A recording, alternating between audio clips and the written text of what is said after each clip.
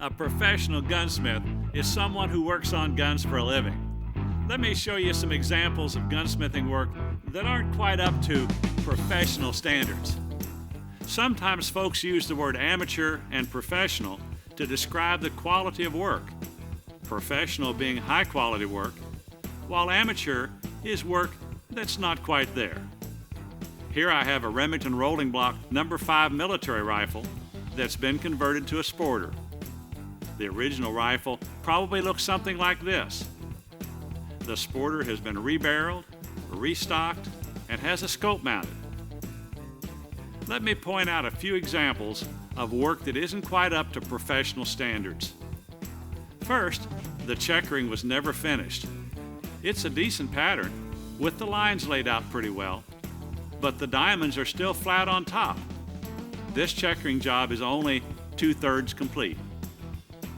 Looking over the stock finish, there are several small defects in the wood that were not properly filled and detract from the overall finishing job.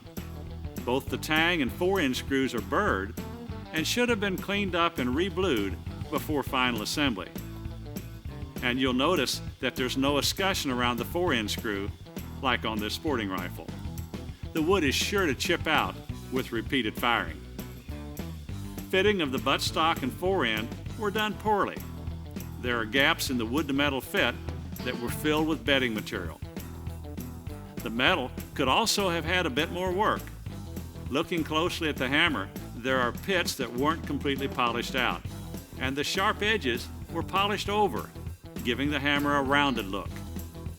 A close examination of the barrel shows the caliber stamping is missing. This is a pistol grip stock design, but the lower tang was not bent to conform to the contour of the grip.